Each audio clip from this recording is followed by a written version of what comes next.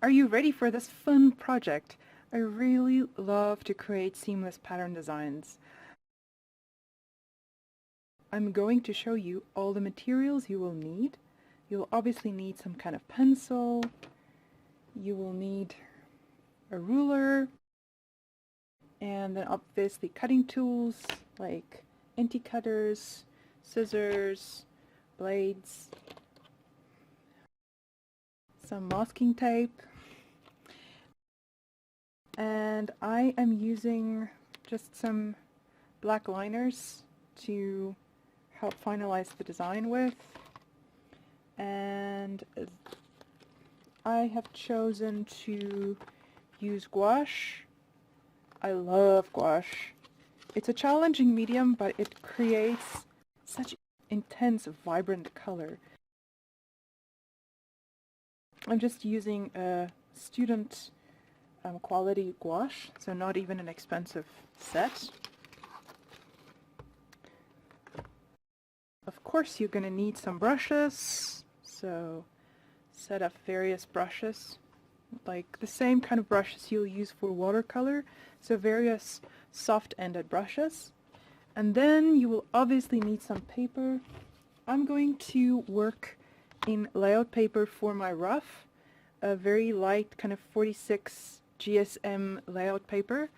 It helps to with the transfer in the end because it's so translucent. It's semi-translucent, transparent.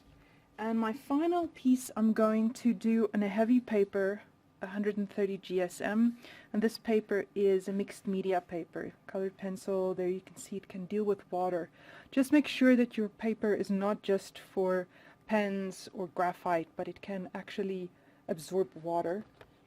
You could also have used a texturized watercolor paper. This is a very heavy one. It's a 300 GSM paper, but it's not the one I'm going to use. This one will be just fine. You can see it's not as thick because I'm not going to use my gouache in a very watery manner. So the paper would not need to absorb that much water. Now that you know what we need, let's begin. Alright, I begin the project by using the layout paper, and I measure out a 20 by 20 centimeter square block, and this is going to be the rough paper for my design. Now I'm ready to begin the tile design. I was inspired by this article of this water porpoise. Is it a porpoise or a tortoise? Yoshi. And she was released into the wild ocean from the Two Oceans Aquarium after 20 years in their care. And she has traveled distance nearly to Australia. Her average was 48 kilometers per day. And I just love this image of this underwater theme and using her as my reference image, my starting point for my design. So then I started to draw Yoshi, and in your design as well, just make sure that the central design you begin with, it has a white negative border or negative space around it. It shouldn't touch any of the edges. Then once you've completed your rough design, we can now divide it into 4 quadrants and reassemble it so that we can fill in these negative spaces so it becomes a seamless pattern. So let me show you how to do that.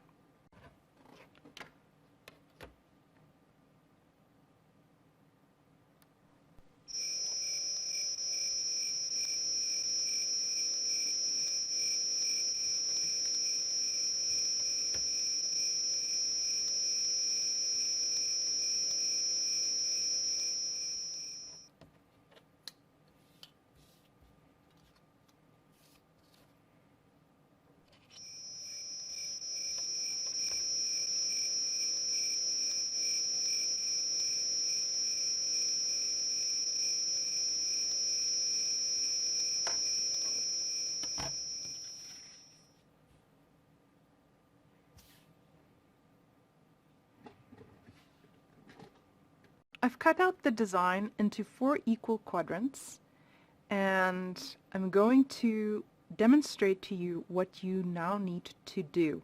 So watch carefully.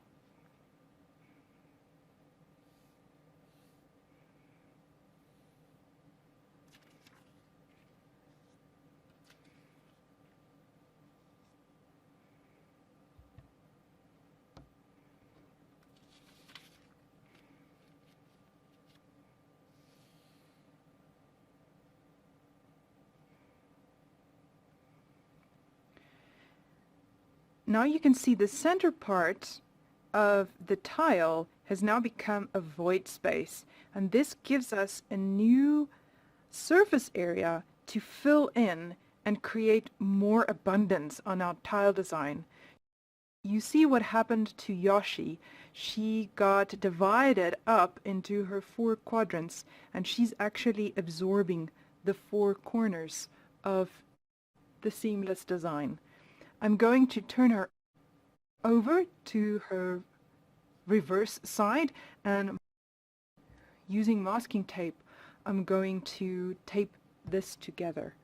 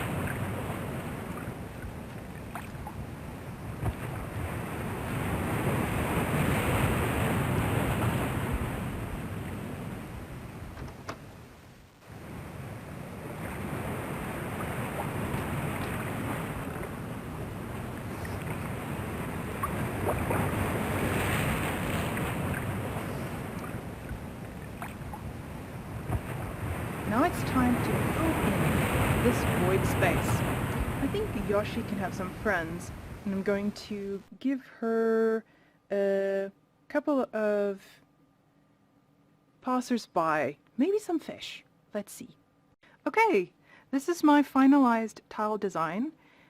You can see I've added a couple of fishes here, a couple of bubbles, and I've left very little open space. Here and there. I didn't want it to be a symmetrical design. I wanted just to be a seamless design. Now it's time for tracing. If you have a light table, you can use a light table, but if you don't, you can always use the window.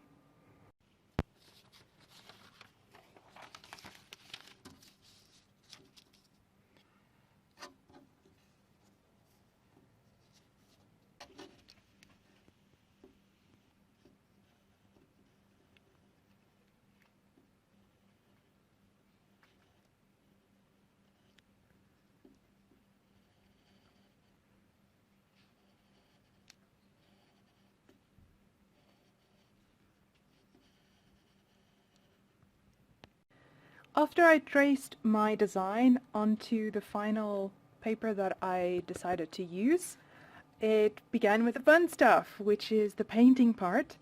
And this is the color scheme I determined, I came up with. And you can see my fishes are nice and yellow and bright, and contrasting that with a primary color scheme of reds and then the blues. And you can see what the paper, I didn't even need to stretch it because I was so conservative with the amount of water I used. It created nice, intense, opaque colors, and it didn't warp the paper because I used the right type of paper that can absorb a lot of water, and I also didn't use a lot of water.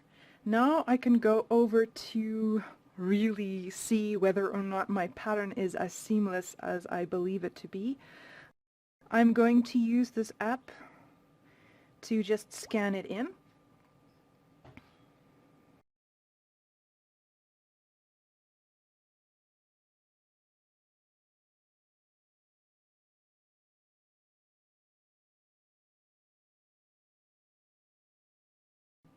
Now it's ready to go over to Photoshop.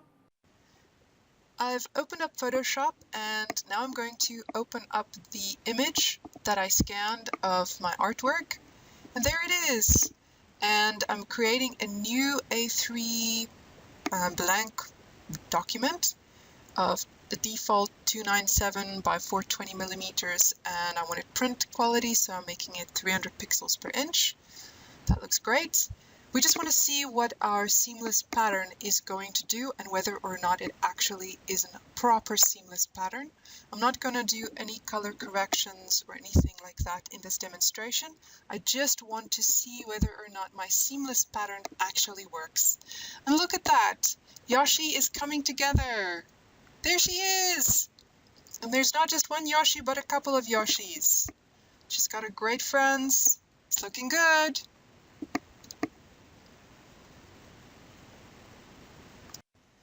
That's it for this demonstration. I hope you enjoyed it and you learned something. I'm looking forward to see what you're going to make. Bye!